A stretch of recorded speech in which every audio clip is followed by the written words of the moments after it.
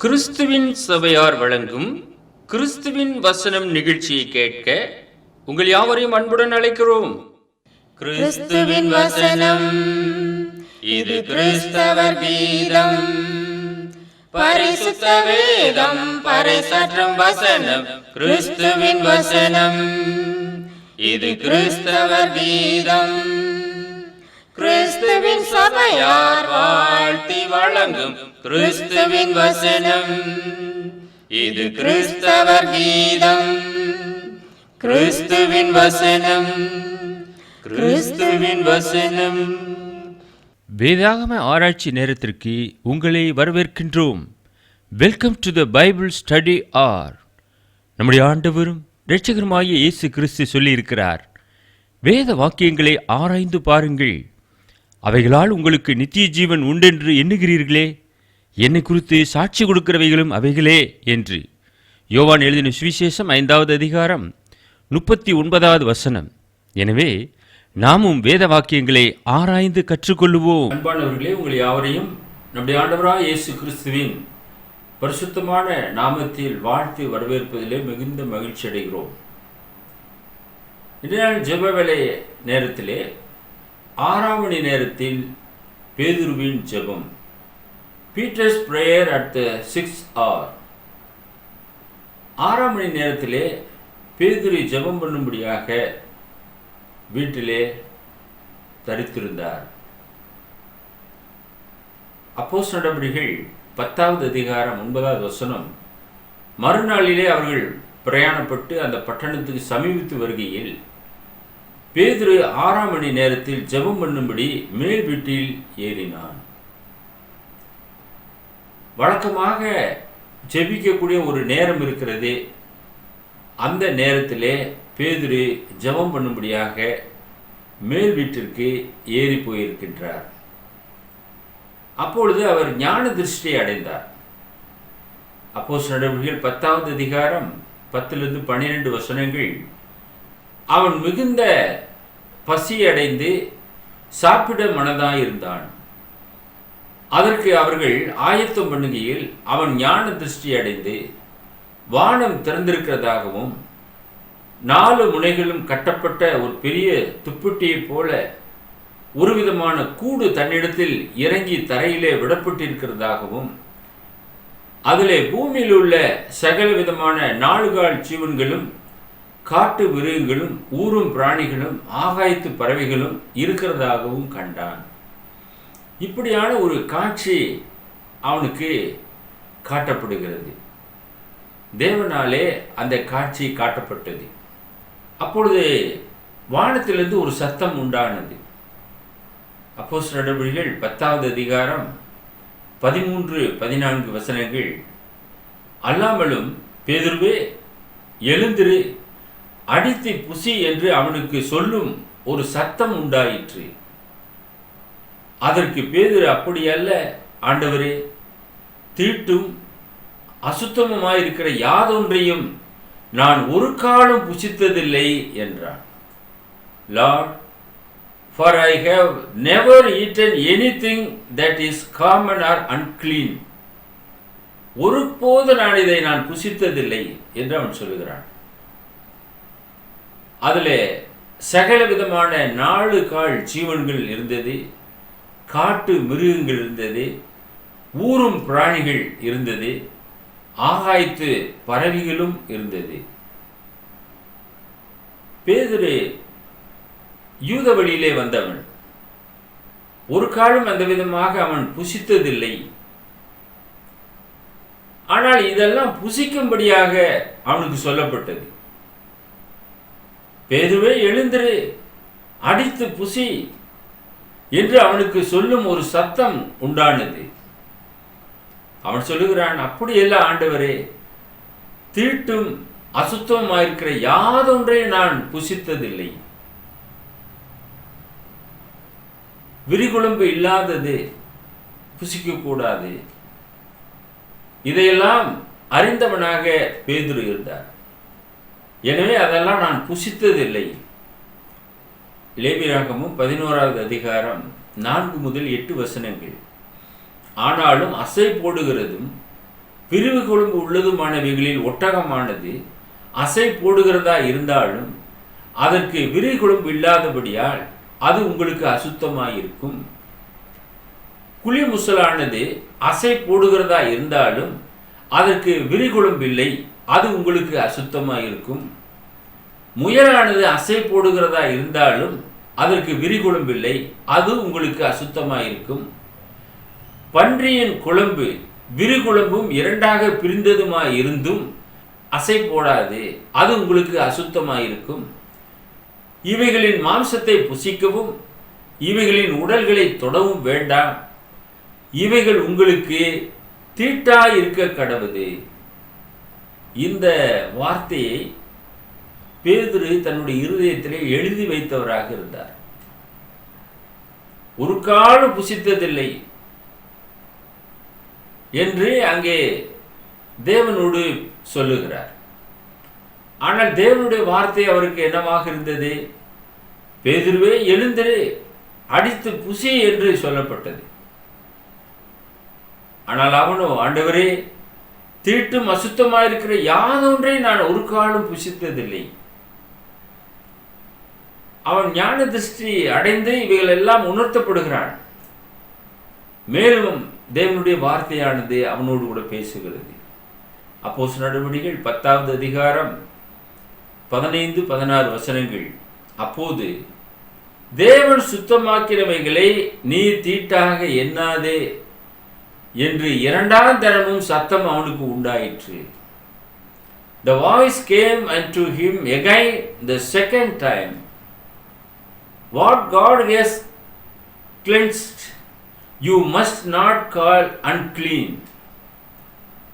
இரண்டாம் தரமும் அவனுக்கு எந்த விதமாக சத்தம் உண்டானது? தேவன் சுத்தமாக்கினதை நீ தீட்டாக எண்ணாதே. மூன்றாம் தரமும் அப்படியே உண்டாயிற்று. பின்பு அந்த கூடு திரும்ப வானத்துக்கு எடுத்துக்கொள்ளப்பட்டது. அன்பானவர்களே, பேதுரு 3 முறை மறுதலித்தவன். எந்த ஒரு சம்பவமாக இருந்தாலும் சரி, அவனுக்கு 3 முறை உணர்த்தப்படுகிறது. இங்கே இந்த காட்சிகள் கூட 3 முறை அவனுக்கு உண்டானது. 3வது முறையும் அப்படியே உண்டாயிற்று. தேவன் சுத்தமாக்கினவைகளை நீ தீட்டாக எண்ணாதே என்று சத்தம் உண்டானது. அந்த கூடு திரும்பவும் வானத்திற்கு எடுத்துக்கொள்ளப்பட்டது. ஸ்தோத்திரத்தோட அனுபவிப்போம் என்றால் ஒன்றும் தள்ளப்படத்தக்கதல்ல. 1 தீமோத்தேயு 4வது அதிகாரம் 4-5 வசனங்கள். தேவன் படைத்ததெல்லாம் நல்லதா இருக்கிறது, ஸ்தோத்திரத்தோட ஏற்றுக்கொள்ளப்படுமாகில் ஒன்றும் தள்ளப்படத்தக்கது அல்ல. For every creature of God is good and nothing to be refused if it is be received with thanksgiving.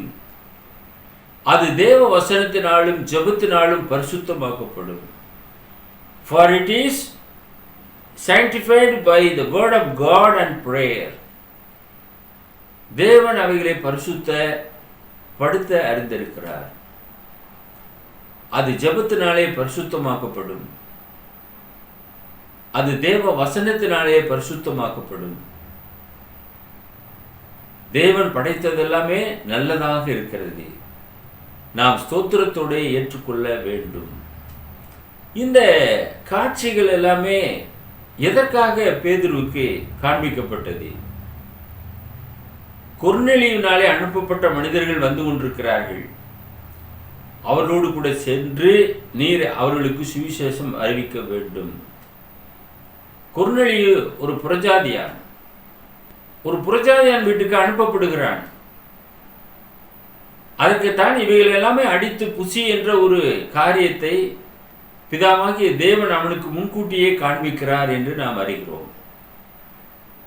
பேதுரு சந்தேகப்பட்டு கொண்டிருந்தான்.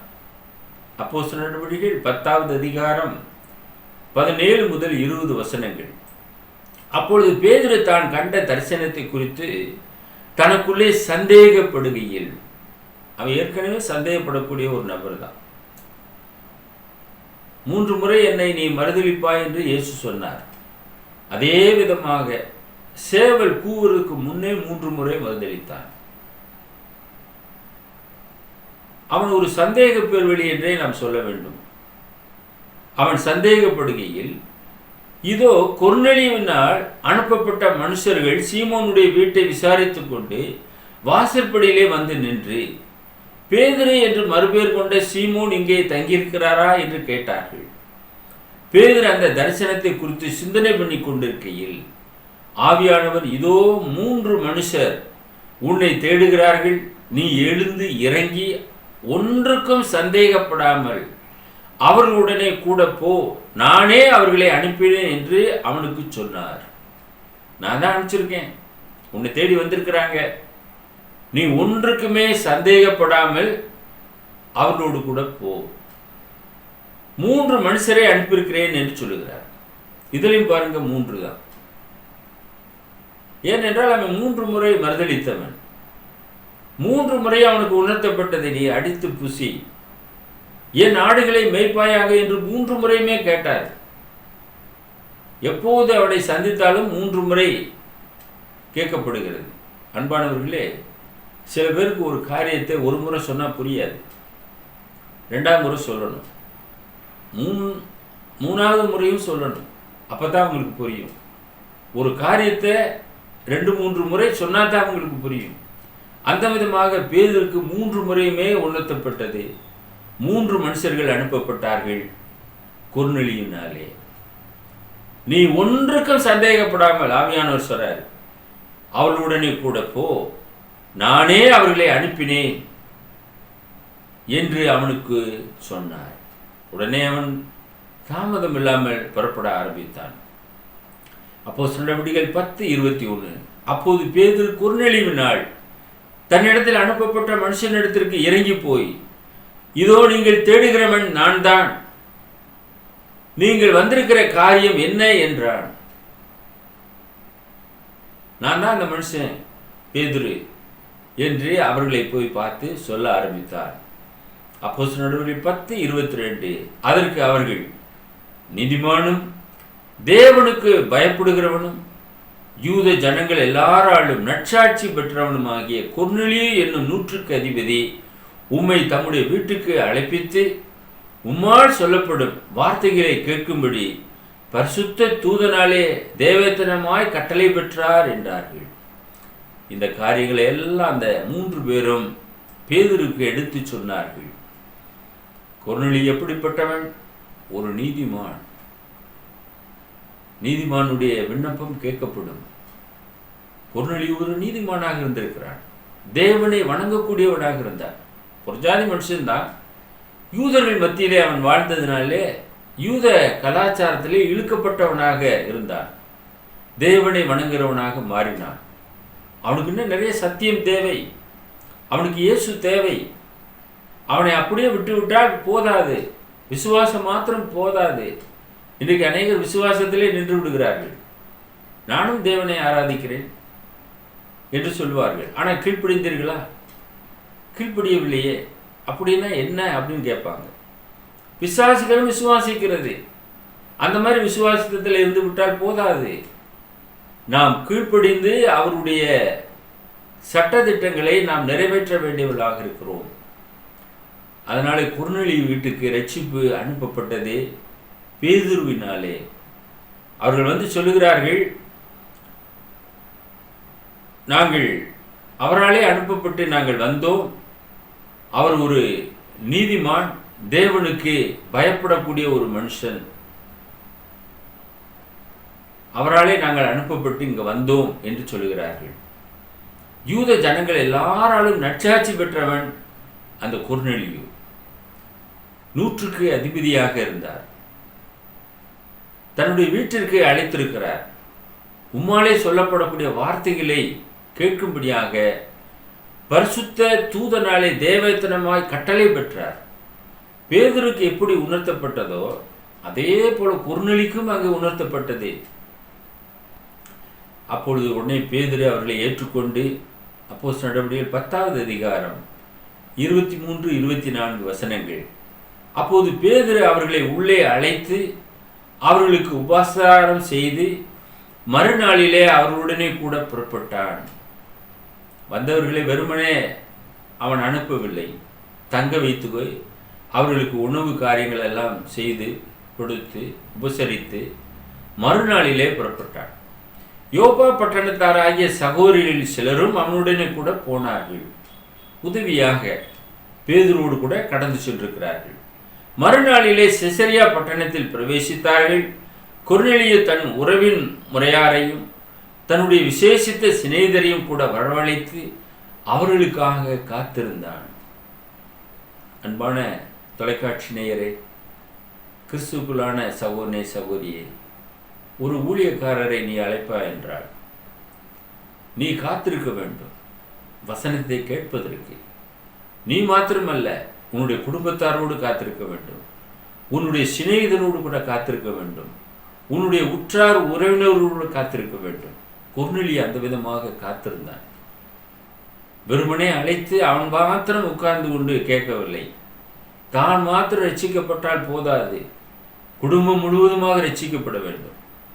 நீ விசுவாசித்தால் உன் குடும்பம் முழுவதுமாக ரட்சிக்கப்படும் என்ற வார்த்தையின்படியாக கொர்நேலியு தானும் விசுவாசித்தான். தன்னுடைய குடும்பத்திலே உள்ள அனைவரையுமே கர்த்தருடைய வார்த்தையை கேட்கும்படியான ஒரு சிச்சுவேஷனை அவன் உருவாக்குகிறான்.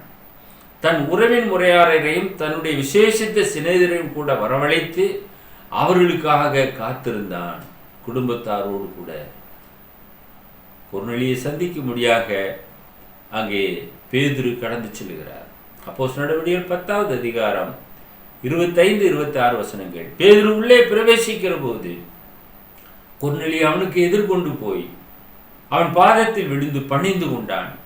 பேதுரு அவனை தூக்கி எடுத்து, எழுந்திரு, நானும் ஒரு மனுஷன்தான் என்றான். கொர்நேலியு காலுக்கு விழுந்துட்டார் பேதுருக்கு. ஆனால் பேதுரு அதை ஏற்றுக்கொள்ளவில்லை. இயேசுவினாலே தேர்ந்தெடுக்கப்பட்ட ஒரு அப்போஸ்தலன், இந்த பூமியிலே பிறந்த ஒரு மனுஷன், வானத்திலிருந்து வந்த கர்த்தரை மகிமைப்படுத்துகிறார். அன்பானவர்களே, ஒருபோது மனிதர்களுக்கு காலுக்கு விழாதிருங்கள். தேவன் ஒருவருக்கே நாம் முழங்கால் படியிட வேண்டும். முழங்கால் யாவும் அவருக்கு முன்பாக முடங்க வேண்டும். அதற்கு அவர் பாத்திரராக இருக்கிறார். மற்ற மனிதர்களை நாம் பிரியப்படுத்த முடியாத எந்த ஒரு காரியத்தையுமே செய்யவே கூடாது. நல்ல ஒரு தேவ மனுஷன் அப்படி செய்தாலும் அதை ஏற்றுக்கொள்ள மாட்டார்கள். இங்கே பேதுரு ஏற்றுக்கொள்ளவில்லை. அவனை தூக்கி எடுத்து நானும் ஒரு மனுஷன்தான் என்று சொல்லுகிறார். அப்போஸ்தலர் நடவடிக்கைகள் 10:27 29 முடிய நாம் பார்க்கும்போது, அவனுடனே பேசிக்கொண்டு உள்ளே போய் அநேகர் கூடி வந்திருக்கிறதை கண்டு அவர்களை நோக்கி, அந்நிய ஜாதியானோட கலந்து அவனிடத்தில் போக்குவரவாய் இருப்பது யூதனானவனுக்கு விளக்கப்பட்டிருக்கிறது என்று நீங்கள் அறிந்திருக்கிறீர்கள். அப்படி இருந்தும் எந்த மனுஷனையும் தீட்டு உள்ளவன் என்று அசுத்தன் என்று நான் சொல்லாதபடிக்கு தேவன் எனக்கு காண்பித்திருக்கிறார். ஏற்கனவே காண்பித்தார் அல்லவா? தீட்டும் அசுத்தமாய் இருப்பதை நான் புசித்ததில்லை என்று பேதுரு சொல்லுகிறார். ஆனால் தேவன் அவனுக்கு என்ன உணர்த்துகிறார்? நீ அவைகளை அடித்து புசி என்று சொல்லுகிறார். அதனாலே தீட்டுள்ளவன் என்று அசுத்தன் என்று நான் சொல்லாதபடிக்கு தேவன் எனக்கு காண்பித்திருக்கிறார். ஆகையால் நீங்கள் என்னை அழைத்த போது நான் எதிர் பேசாமல் வந்தேன். இப்போதும் என்ன காரியத்துக்காக என்னை அழைப்பித்தீர்கள் என்று கேட்கிறேன் என்றான். அந்த காரியத்தை புரிந்து கொள்ள வேண்டும் என்று அவன் ஆசைப்பட்டான். கர்த்தருடைய வார்த்தையை கேட்பதற்குத்தான் அழைத்திருக்கிறார்கள். இருந்தாலும் அந்த காரியம் அவர்கள் வாயின் மூலமாக வர வேண்டும். அதனாலே அவன் திரும்ப கேட்கின்றான். அப்போஸ்தலர் நடவடிக்கைகள் 10வது அதிகாரம் 30-33 வரை பார்க்கும்போது அதற்கு கொர்நேலியு பேச ஆரம்பிக்கிறார். 4 நாளைக்கு முன்னே இந்நேரத்திலே நான் உபவாசித்து 9ஆம் மணி நேரத்திலே என் வீட்டிலே ஜெபம் பண்ணி கொண்டிருந்தேன். அப்பொழுது பிரகாசமுள்ள வஸ்திரம் தரித்த மனுஷர் ஒருவர் எனக்கு முன்பாக நின்று, கொர்நேலியுவே, உன் ஜெபம் கேட்கப்பட்டது, உன் தான தர்மங்கள் தேவ சன்னதியில் நினைத்தள்ளப்பட்டது. யோப்பா பட்டணத்துக்கு ஆள் அனுப்பி பேதுரு என்று மறுபோர் கொண்ட சீமோனை வரவழைப்பாயாக. அவன் கடல் ஓரத்திலே தோல் பதனிடுகிறவனாகிய சீமோனுடைய வீட்டிலே தங்கியிருக்கிறான். அவன் வந்து உன்னிடத்தில் பேசுவான் என்றார். அந்தபடியே நான் உடனே உம்மிடத்திற்கு ஆள் அனுப்பினேன். நீ வந்தது நல்ல காரியம். தேவனாலே உமக்கு கட்டளையிடப்பட்ட யாவையும் கேட்கும்படி நாங்கள் எல்லாரும் இப்போது இங்கே தேவ சமூகத்திலே கூடியிருக்கிறோம் என்றான். அன்பானவர்களே, பேதுருவுக்கு 6ஆம் மணி நேரத்திலே தரிசனம். இந்த கொர்நேலியுவுக்கு 9வது மணி நேரத்திலே தரிசனம். ஆகையினாலே இவன் என்ன செய்கிறான்?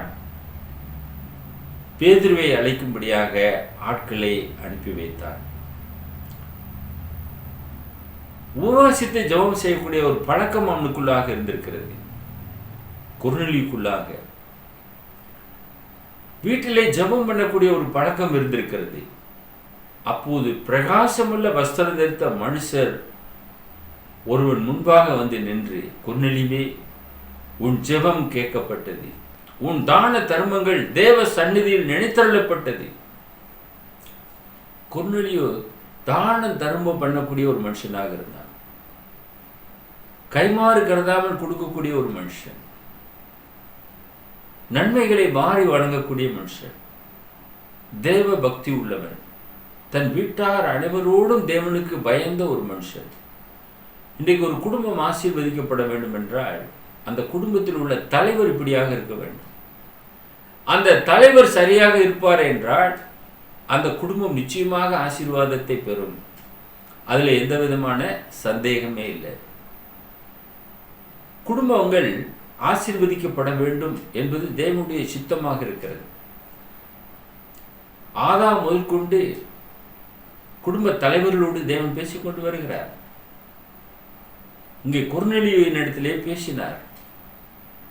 உன் ஜெபம் கேட்கப்பட்டது, உன் தான தர்மங்கள் தேவ சந்நிதியில் நினைத்தள்ளப்பட்டது.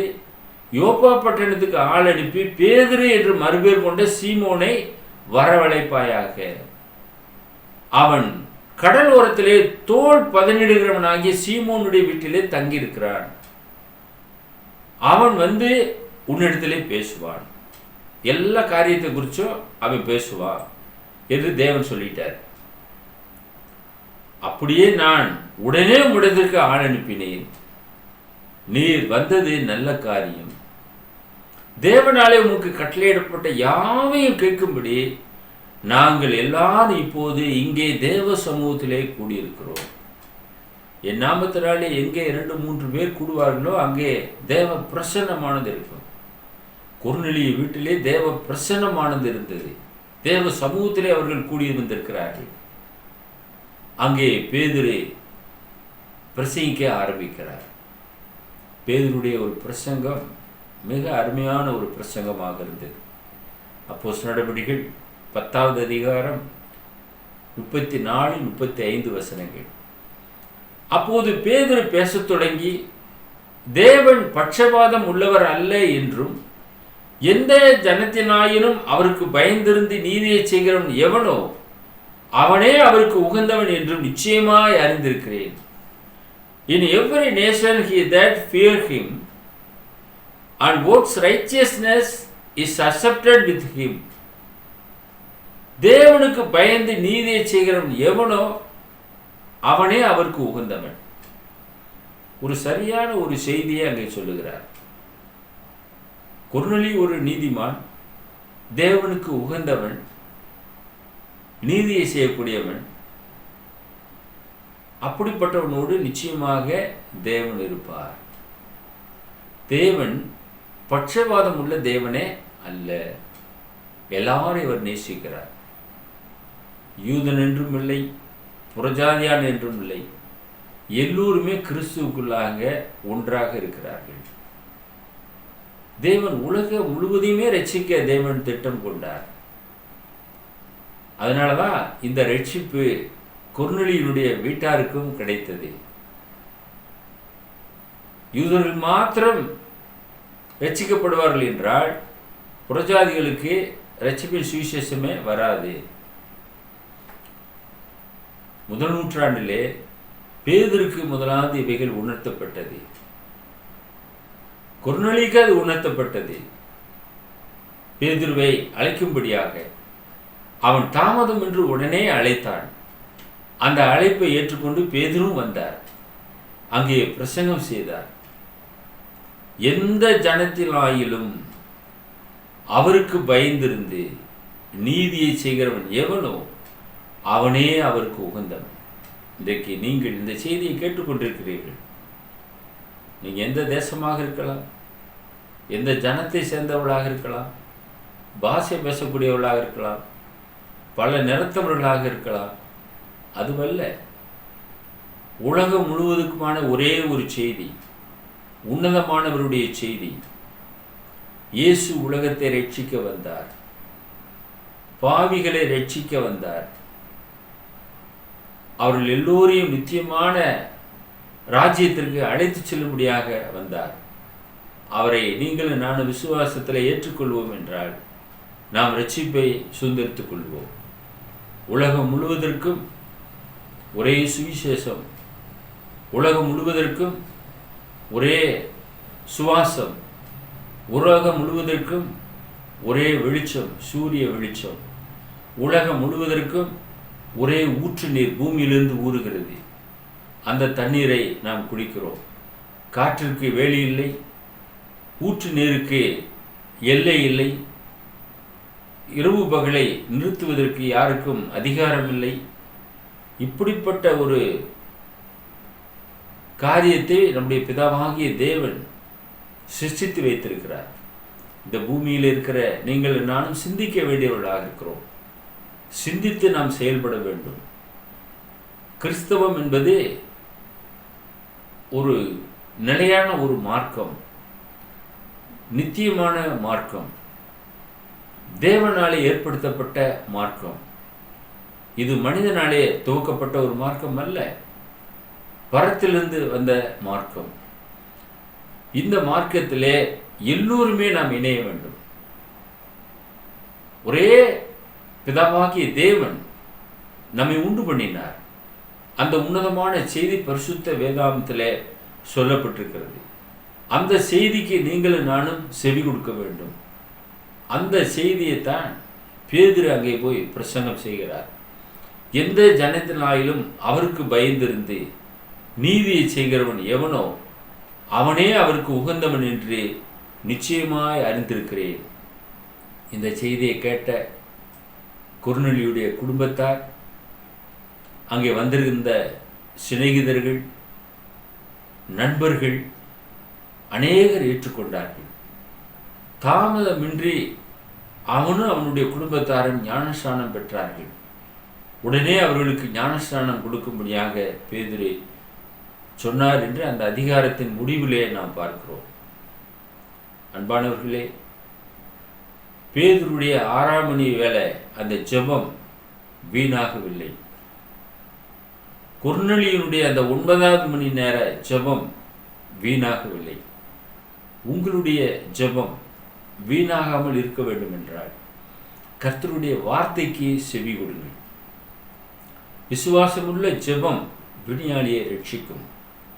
ஜெபத்தில் உறுதியாக இருங்கள்.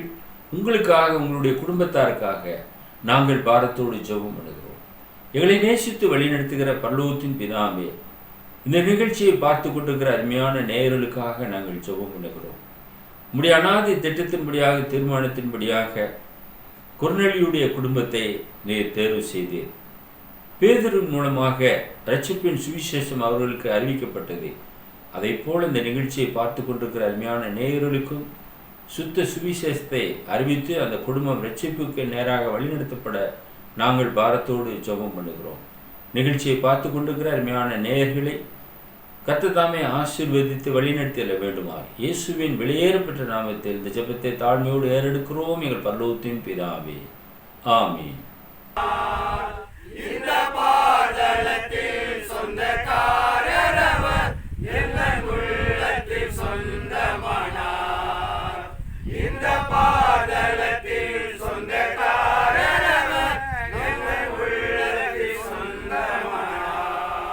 Another number 6379350509. Email address urgentandglory@gmail.com. View our The Word of Christ program on YouTube channel. May God bless you all.